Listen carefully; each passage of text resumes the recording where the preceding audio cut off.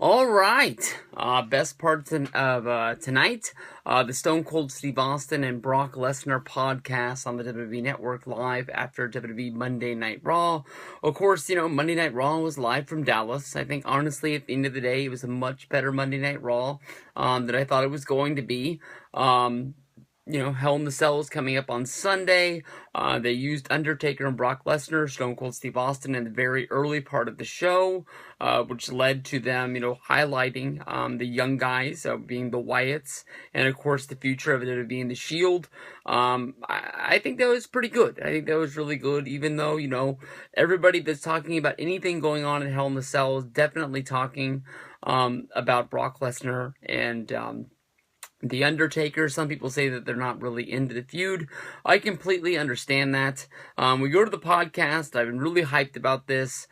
I can honestly tell you that when the podcast, is downloadable on the Stone Cold podcast in my iTunes, I'll probably listen to this back. And I'll probably really like it. And maybe this is my own fault.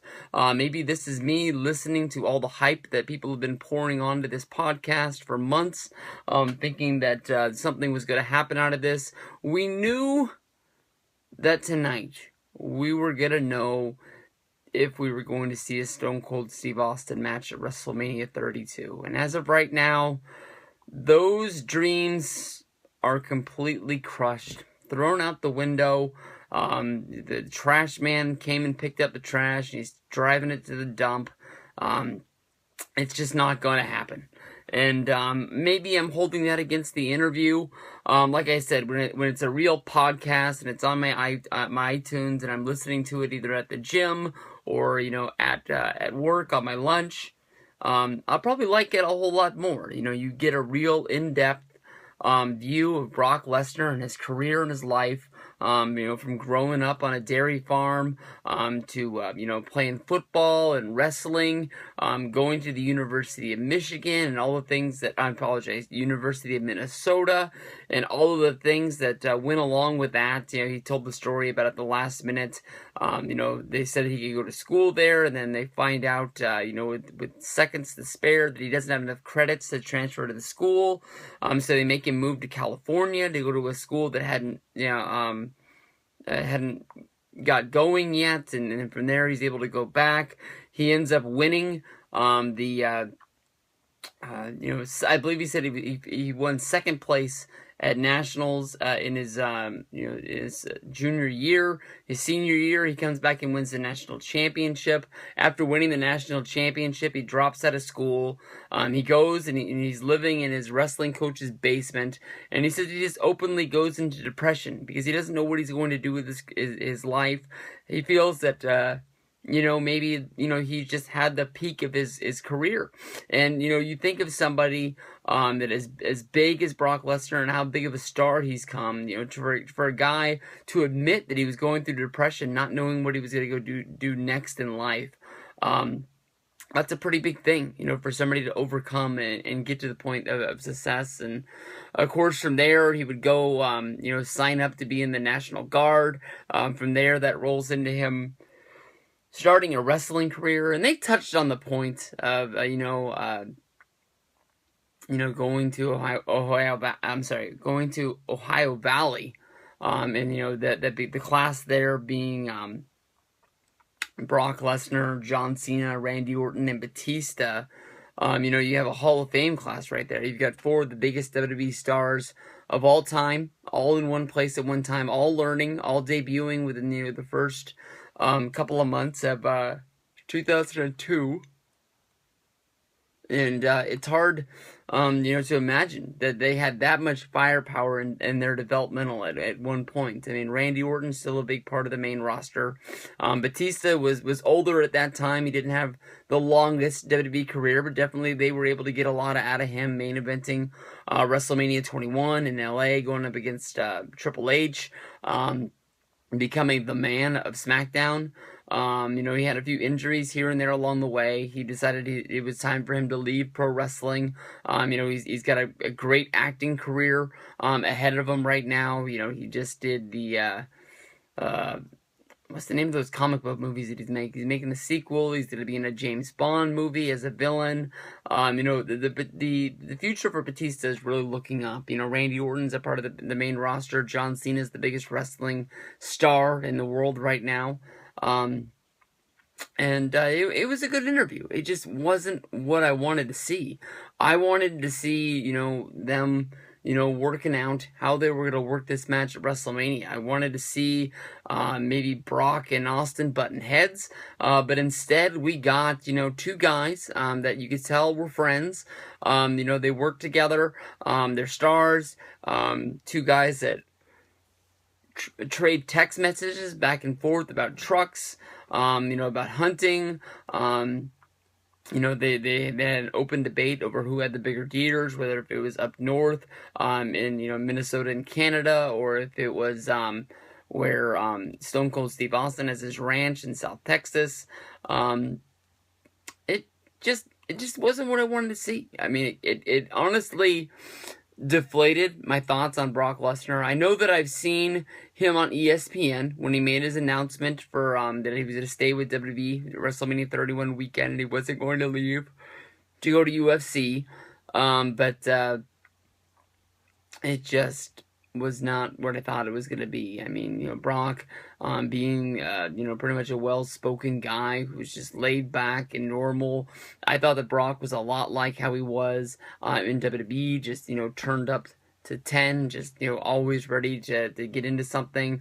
He says he tries to live his life like a good person. He tries to, do good things, but he just doesn't like people, and that's why he lives, miles away from his closest neighbor. That's why he's got fences around his house, even though he has, no neighbors that to really speak of. He likes to do a lot of things and spend a lot of time, by himself, not with a lot of people, bugging him.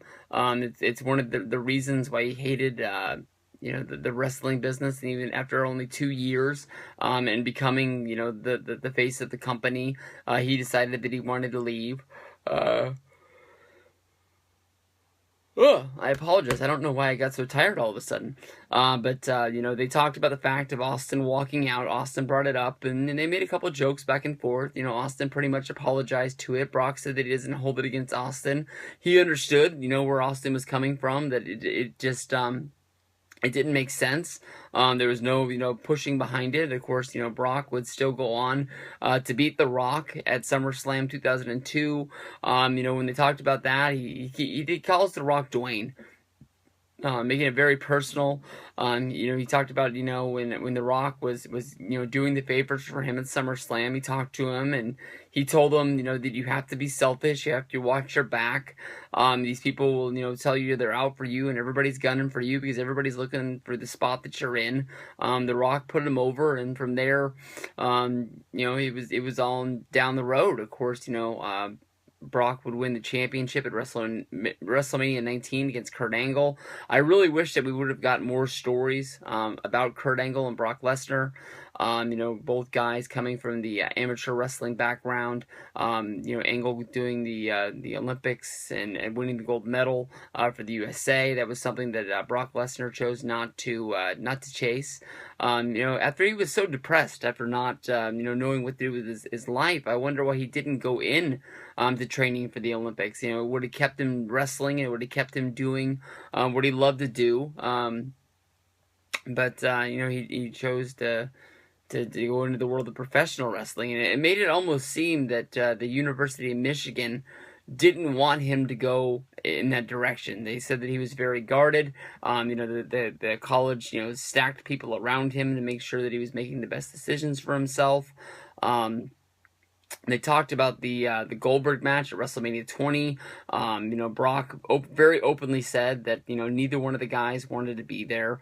Brock was just done with traveling. He was done with dealing with people. He says that when he flipped off the camera at the end of the match, it wasn't for the fans. It wasn't to the people. It was, to Vince McMahon, just saying he's done. He's out. He doesn't want to do this anymore.